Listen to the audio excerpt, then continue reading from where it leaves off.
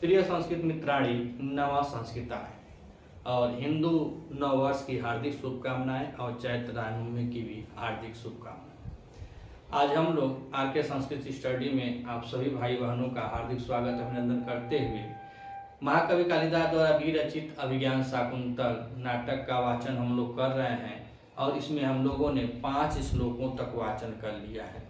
5वें श्लोक में हमने देखा कि अब उसके पति गृह जाने के लिए शकुंतला जो इस नाटक की नायिका हैं उनको पति गृह भेजने की तैयारी में लोग जुटे हुए हैं। कुमार ऋषि आते हैं, कुछ आभूषणों को लाते हैं जो वृक्षों के द्वारा दिया गया होता है और अनसुईया और प्रियमदा कहती हैं कि हम लोग तुमको उसी तरह अलंकृत कर देंगे, आभूषण की बहुत जरूरत नहीं है, हम लोग दोनों चित्रकारी करने में बहुत हमें ज्ञान है, निपुणता है, तो हम तुमको कहाँ कहाँ कौन सा आभूषण लगेगा उस तरह हम तुमको सजा देंगे। तो शकुंतला कहती है कि जाने वाम नय पूर्णम, अर्थात मैं जानती हूँ कि अब सही में तुम लोग बड़े निपुण हो। उसके बाद महाकवि कालिदास जी अब तक तो नहीं लाए थे लेकिन अब लाते हैं मंच पे, कह रहे हैं कि तत् प्रविशति स्नान उत्तीर्ण काश्यप, अर्थात अब मंच पे महर्षि काश्यप कर्ण ऋषि का आगमन होता है। सोम तीर्थ से वह आ गए थे। सोम तीर्थ से आने के बाद उनके शिष्य ने समय देखा, फूल चूना इत्यादि पूजा पाठ। अब यहाँ पे अब मंच पे अभिनय करने के लिए काश्यप ऋषि जो है वह आते हैं और कह रहे हैं कि तत् प्रविशति स्नानोत्तीर्ण काश्यप, अर्थात वह स्नान सब कुछ करके आराम से कायदे से पूजा पाठ वगैरह करने के लिए वह मंच पे आ गए हैं। और जब मंच पे आ गए हैं तो वह इधर उधर टहल रहे हैं, कह रहे हैं कि इति परिक्रमति, यहाँ पे वह धीरे धीरे टहल रहे हैं और टहलने के बाद वह सोच रहे हैं, अभी सोच रहे हैं, कुछ हुआ नहीं है, अभी सोच रहे हैं। और यह बताया जाता है कि सभी नाटकों में संपूर्ण रमणीय नाटक अभिज्ञान शाकुंतल है। अभिज्ञान शाकुंतल में चौथा अंक बहुत रमणीय है और चौथे अंक में भी बताया जाता है कि इसमें चतुर्थ श्लोक है। उस चतुर्थ श्लोकों में से यह पहला श्लोक है, अर्थात अंक की बात करें तो चतुर्थ अंक में जो 4 श्लोक हैं उन श्लोकों में यह पहला श्लोक है और यही 4 श्लोक महत्वपूर्ण होते हैं। तो 3 और शेष है लेकिन प्रारंभ यहीं से होता है। काश्यप ऋषि मंच पे आते हैं और मंच पे आने के बाद इधर उधर परिक्रमा करते हुए अभी वह सोच रहे हैं और सोचते हुए यह श्लोक को कालिदास जी ने बड़े अच्छे ढंग से निबद्ध किया है और यह शार्दूल विकृत छंद है। तो आइए वाचन करते हैं, देखते हैं कवि जी क्या बता रहे हैं और काश्यप ऋषि क्या सोच रहे हैं।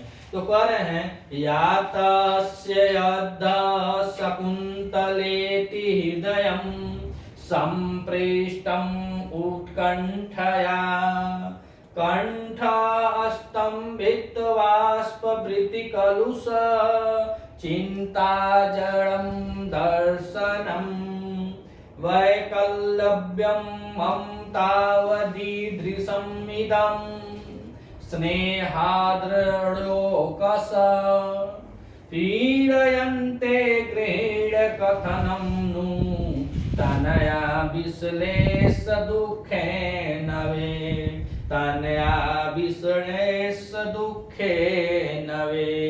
अब यह काश्यप ऋषि जी बोलते हैं और कहते हैं, क्या कहते हैं? तो आइए यहाँ पे कालिदास जी की यह लेखनी बयां करती है कि यातस्य अद्दः शकुंतलेति, बस 3 ही वर्ड है, यातस्य शकुंतले या सती शकुंतलेति अद्दः, आज यातस्य शकुंतलेति, और शकुंतला जो है आज जाएगी, शकुंतला आज जाएगी। और उसमें से इम्पोर्टेंट चीज हर बाप के लिए यह होता है कि उसकी बेटी अब उसको छोड़ करके जाएगी और यह कितना बड़ा दुख होता है शायद हम बहुत बयान न कर पाए, मगर कवि जी बहुत मार्मिक भावों से यहाँ पे लिखे हैं, बताए हैं, इसीलिए बहुत रमणीय श्लोक है और रमणीय नाटक माना जाता है। तो कवि जी कह रहे हैं कि यातस्य अद्दः शकुंतले, शकुंतला जो है वह तो इम्पोर्टेंट है ही है लेकिन सबसे ज्यादा इम्पोर्टेंट है क्या कि कह रहे हैं कि यातस्य, तो वह जाएगी है, वह जाएगी। जाएगी तो कब जाएगी, कौन जाएगी, तो बस इतनी सोचिए कि वह जाएगी। और यही सोच करके हृदयम उत्कंठया संपृष्टम, जो काश्यप ऋषि हैं उनका हृदय जो है बड़े दुख के कारण, वियोग के कारण संपृष्ट माने होता है छिपा हुआ, जैसे अंदर ही अंदर उनका कलेजा बैठने लगता है कि आज बेटी जाएगी। तो कह रहे हैं कहा कि यातस्त माने जाएगी, अतः माने आज शकुंतला अभी गई नहीं, अभी सोच रहे हैं कि जाएगी। अब कौन जाएगी, तो शकुंतला जाएगी। कब जाएगी, तो आज जाएगी। तो आज शकुंतला जाएगी और इतना ही सोच कर कह रहे हैं कि इति, आज शकुंतला जाएगी, इति इसलिए हृदयम संपृष्टम उत्कंठया, जो काश्यप ऋषि हैं उनका हृदय जो है वह बहुत ही उत्कंठित अर्थात वियोग से भरा हुआ है, बहुत ज्यादा उसमें वियोग है, अर्थात वियोग से अत्यधिक प्रभावित होकर संपृष्ट हो रहा है। अगर आप लोग देखे होंगे, अगर किसी बाप की बेटी जब विदा होती है तो बेटी के विदाई के समय बाप रोता नहीं है, माई हुई है तो थोड़ा मन रो गा लेती है, बेटी बहनी आई माई कर लेती हैं, लेकिन बाप रोता नहीं है। बस वह वो गमछा उमछा डाल लेगा हमारे देहात में और ये बेचारा इधर उधर बस टहलता रहता है, देखता रहता है, लेकिन दुख यह नहीं है कि उसको नहीं है, वह हृदय से, मर्द हृदय से रोता है और औरतें दिमाग से भी रो लेती हैं, वो तो मुंहों से रो लेती हैं। लेकिन यहाँ पे एक पिता के नाते जो काश्यप ऋषि हैं, कर्ण ऋषि हैं, कह रहे हैं, बस इतना ही कह रहे हैं कि आज शकुंतला जाएगी, गई नहीं, आज शकुंतला जाएगी। इसलिए उनका जो हृदय है वह बहुत कठोर दुख के कारण संपृष्ट हो रहा है, अर्थात बैठा जा रहा है। उनका हृदय जो है वह संपृष्ट होता जा रहा है। संपृष्ट मतलब यह होता है कि अगर हमारा हृदय जो शरीर है हमारा चल रहा है 24 घंटा एनी टाइम काम करने वाला वो पार्ट जो हृदय होता है, हमेशा बचपन में जब आंख खुलती है लेकर के माँ के आंचल से लेकर और मृत्यु शैया तक वो हमेशा चलता रहता है। और कवि जी ये बता रहे हैं कि काश्यप ऋषि का वही भाग आज बेटी विदा करते हुए ऐसा महसूस कर रहे हैं कि वह बैठता जा रहा है। इसीलिए कह रहे हैं संपृष्टम उत्कंठया। और काहे उत्कंठित है, तो बेटी की विदाई है। उत्कंठित काहे, तो कारण है शकुंतला जो है वह जाएगी, शकुंतला आज शकुंतला जाएगी। इस बात को सुनकर के बड़े वियोग के कारण जो हृदय उनका है वह बढ़ता जा रहा है, वह संपृष्ट होता जा रहा है, वह अब काम करना जैसे लग रहा है कि वह बंद कर रहा है। इसीलिए कह रहे हैं कि इति हृदय, इसलिए जो हृदय है ना वह उत्कंठित होकर के संपृष्ट हो रहा है, अर्थात उत्कंठित होकर के दुख के कारण ऐसा महसूस हो रहा है कि वह अब बढ़ता जा रहा है। और नीचे की लाइन में कह रहे हैं कि कंठ जो है वह कलुष हो गया है, अर्थात जो कंठ है वह कलुष हो गया है। कलुष मतलब यह कहा जाए तो उनके जो कंठ हैं वह आंसुओं से भरने के कारण अब वह दूषित हो गए। जो पिता है, अर्थात यहाँ पे काश्यप ऋषि एक पिता है और अपने आप को बता रहे हैं कि ऐसा महसूस हो रहा है कि मेरा कंठ कलुषित हो रहा है, मेरा कंठ अवरोधित हो रहा है, मेरा कंठ बाधित हो रहा है। और आगे कवि जी लिखते हैं काहे बाधित हो रहा है, तो कह रहे हैं स्तंभित वाष्प वृत्ति, अर्थात जो वाष्प वृत्ति अर्थात जो आंसू है जो बाहर नहीं निकल पा रहे हैं, अंदर ही अंदर वह जकड़े जा रहे हैं, इसलिए वह कंठ क्या हो रहा है, वह कंठ कलुषित हो गया है। तो कह रहे हैं कि कंठ स्तंभित वाष्प वृत्ति कलुष, अर्थात जो कंठ है वह अभी कलुषित है, वह अभी खराब हो रहा है, वह अभी खराब हो गया है, वो अभी कंठ अब काम नहीं कर रहा है, वो अभी जकड़ा जा रहा है। काहे जकड़ा जा रहा है, तो कह रहे हैं कि स्तंभित वाष्प वृत्त, जो वाष्प वृत्ति है, जो आंखों में आंसू है, जो आंखों से नहीं निकल पाता है, वह गले में धीरे धीरे वह जाम कर रहा है, गले को रोक रहा है। विदाई का समय है, आप लोग देखे होंगे अक्सर करके किसी की बाप की बेटी जब विदा होती है तो उस बाप से पूछा जाता है कि हाई फूफा के दे दें, हाई मौसी जाती है, वो बेचारा बोलता नहीं है, ऐसा बोलेगा ना ठीक दे दे, ऐसे मतलब जैसे जो बोला त्यों रोया, जैसे वह बोलेगा वैसे वो रो देगा, ऐसा महसूस होता है। दिन प्रतिदिन आप लोग देखते होंगे एक दूसरे के घर, सबके घर माताएं बहनें सब लोग जानते हैं इस भाव में। हम तो पहले पता कहूँ भाव नहीं कर पाएंगे, इतने बड़े कवि हमारे बापे आज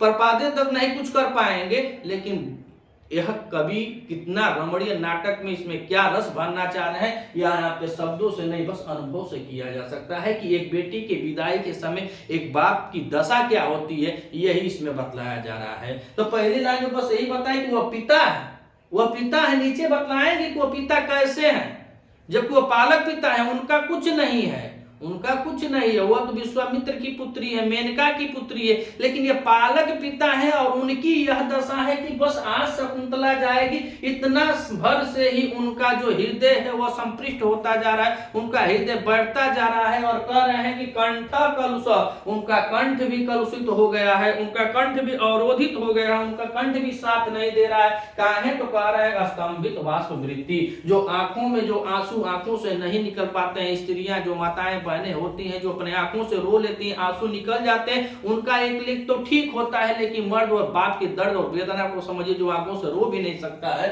और यहाँ पे कह रहे हैं कि स्तंभित बाष्प वृत्ति, उन वासुओं से उसका गला, एक बाप का गला अवरोधित होता जा रहा है। और आगे बाबू लिख रहे का चिंता जड़म दर्शनम, अर्थात चिंता के कारण उनका जो दर्शन है, जो आंखों से देख रहे हैं कि क्या हम देख रहे हैं, क्या किसको महसूस कर रहे हैं, कहां पर क्या हो रहा है, यह सब उस विदाई के बेला में एक बाप के हृदय को आप समझ सकते हैं, पढ़ सकते हैं, अनुभव कर सकते हैं। यहाँ पढ़ने पढ़ाने की बातें नहीं, बस ये शब्द जितना कालिदास जी अब यहाँ शाकुंतल के इस श्लोक में लिखे हुए, बस इसको अनुभव करके चलिएगा, जीवन का यह सार आपको जीवन भर नहीं भूलेगा। यह श्लोक नहीं है, यह बहुत बड़ा हम लोगों के लिए एक प्रेरणा है और एक स्रोत बता रहा है कि बाप का हृदय उस समय क्या होता है। तो पहले बताए कि उनका हृदय का, उनका कंठ कैसा हो गया, तो कलुषित हो गया है। काहे हो गया है, तो आंसू के भर जाने के कारण। और कह रहे हैं कि चिंता जड़म दर्शनम, और चिंता करने से उनकी जो दृष्टि है वह निश्चेत हो गई है, अर्थात वह काम नहीं कर रही। जब आंखों में अक्सर जब आंसू ढबढबा जाता है, जब आंसू भर जाते हैं, तो आप लोग देखते होंगे कुछ समझे नहीं आएगा कि एक आदमी आगे सामने खड़ा है कि दूर खड़ा है, किसको हम देख रहे हैं किसको नहीं देख रहे हैं, मतलब ऐसा महसूस है वो पगला जाते हैं। और ऐसा काश्यप जी पर कालिदास जी लिख रहे हैं, काश्यप खुद पगला गए हैं, क्योंकि इनकी पुत्री नहीं है फिर पगला गए हैं। और नीचे की लाइन में आइए देखिए, कह रहे हैं वैकल्प्यम मम तावद ईदृशम ईदम स्नेहार्द अरणकोशः, तो कह रहे हैं कि तावद ईदृशम ईदम स्नेहार्द, यह काहे हो रहा है, तो कह रहे हैं स्नेह के कारण। काहे पगला गए हैं, मम मेरा, मम माने कह रहे मेरा वैकल्प्य, जो मैं बकला गया हूं, मैं पगला गया हूं, जैसा मैं बहुत डिस्टर्ब हो गया हूं, काहे हो गया हूं, तो बता रहे का स्नेहार्द, स्नेह के कारण, स्नेह के कारण। अभिज्ञान शाकुंतल में बताया गया है कि वह पालक पिता होते हैं, जबकि उनके जन्म देने वाले पिता विश्वामित्र हैं, उनकी माता का नाम मेनका है। शकुंतला को बस ये पाले थे और पालने के कारण इतना बहुत दिक्कत में फंस गए। तो कह रहे हैं विदाई के समय हमको इतना दिक्कत है, बस ये सोच करके कि आज शकुंतला जाएगी, और इतना ही बात से एक बाप इतना इतना दुखी है, न कह पा रहा है न सह पा रहा है, लेकिन कह रहे हैं कि इति इसलिए हृदयम संपृष्टम उत्कंठया, इसीलिए मेरा हृदय क्या हो रहा है, संपृष्ट होता जा रहा है। उसके बाद बताया कि जो कंठ है, कंठ जो है वह भी कलुषित होता जा रहा है। और चिंता जड़म दर्शनम, और जो मेरी चेष्टा है, मेरे नेत्र दर्शन है, जो दृष्टि की चिंता के कारण निषेध हो जा रही है, अर्थात स्थगित होती जा रही है। और काहे होती है, तो कह रहे मम वैकल्प्यम, जो मेरा यह वैकलाहट है, मेरी जो यह घबराहट है, मेरा जो यह वियोग है, मेरा जो यह दुख है, काहे है, तो कह रहे हैं स्नेहा, स्नेह के कारण, स्नेह के कारण बस मेरा यह है कि स्नेह उसके साथ है, इसीलिए। और कह रहे हैं कि मम तावत मैं क्या हूं, तो कह रहे हैं अरण्य कोशो, अरण्यो कौश, अरण्य कौश मतलब होता है कि वन में निवास करने वाले वन निवासी। तो कह रहे हैं कि मम तावद अरण्य कोश, मेरी यह दशा है जबकि मैं वन में रहने वाला, वन का निवासी हूं, और जो अपने गांव घर में होंगे। और यहाँ तक कि काश्यप ऋषि ब्रह्मचर्य थे, उनकी शादी विवाह भी नहीं हुआ होता है, वह क्या जाने मर्दों औरतों का प्यार स्नेह, बेटी बेटा का प्यार स्नेह कुछ नहीं जानते हैं। फिर भी काश्यप ऋषि कह रहे हैं अपने आप को कि मम तावद अरण्य कौश, मैं तो एक वन का निवासी हूं, वनवासी हूं, जब मेरी यह दशा है, तो जो गृहिणी लोग होते हैं, जो जिनका घर बसाया होता है, जिनके मेहरारू लड़का खुद होता है, जिनकी 2-2 4-4 को लड़कियां होती हैं, उनकी क्या दशा होगी, अर्थात वह गृहिणी जो गृहस्थ लोग होते हैं उनकी क्या दशा है। तो वही कह रहे हैं कि मम तावद अरण्य कोशः, मैं तो बस एक वन में निवास करने वाला ब्रह्मचारी वन निवासी हूँ, तो मेरी ईदृश मेरी यह दशा है। तो ईदम तनया विश्लेषण करें, ईदम पीड़यन्ते गृहिण कथम,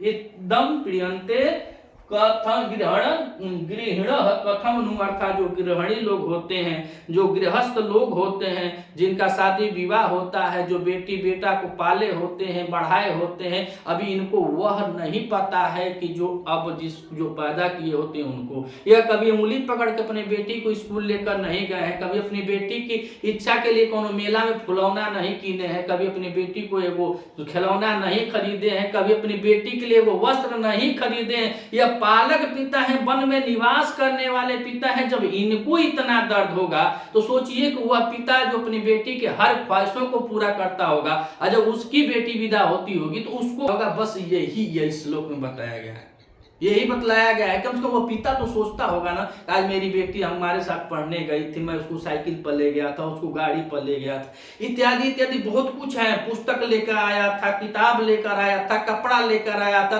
अपने बेटों के लिए खिलौना लेकर आया था। इतना सब सोचने के बाद अब ये सोचिए कि यह पालक पिता है, और पालक पिता है उसके बाद भी इनको कह रहे हैं कि मैं वनवासी हूँ, मम तावद अरण्य कोशः, मैं वनवासी हूँ तो मेरी यह दशा है। तो उन गृहस्थों का क्या होगा, तो कह रहे हैं कि कथम अनु गृहिणी पीड़यन्ते, उन गृहस्थों लोगों की पीड़ा, उन गृहस्थों की वेदना, उन गृहस्थों की पीड़ जो होगी, जो दर्द होगा, जो दुख होगा, उस समय कितना होगा। बाबू अगवा लिख रहे हैं कि तनया विश्लेष दुख नहीं हो, जब लड़कियों की नई पहले लड़की के विदाई करत में जो दुख बापे को होत हुई, वो के पता कारण तनया विश्लेष दुख है नवे, अर्थात जो लड़कियां हैं, तनया में लड़कियों का जो विश्लेष होता है, श्लेष नहीं विश्लेष, जो लड़कियों से जुड़ा होता है, वह नए दुख के कारण जो गृहिणी लोग होते हैं, जो गृहस्थ लोग होते हैं, वह कितना पीड़ित होते होंगे। जबकि मैं तो एक वनवासी हूँ,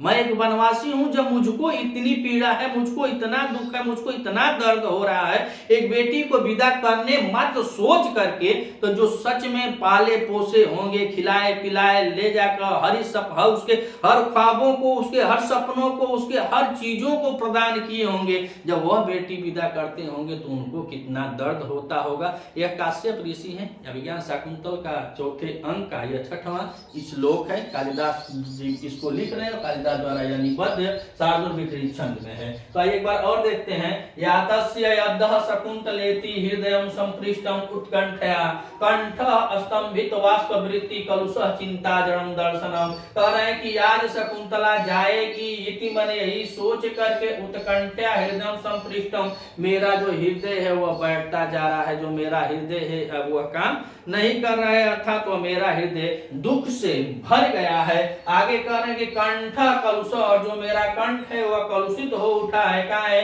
तो स्तंभित वाष्प वृत्ति, जो मेरे गले में जो वाष्प है, जो आंसू है, जो आंसू के रुकने से मेरा गला भी भर आया है। और कह रहे हैं चिंता जड़म दर्शनम, और मेरी आंखें जो है, मेरी दृष्टि जो है, मेरी नजर जो है, वह समझ जाइए कि चिंता के कारण निश्चेत हो चुकी है।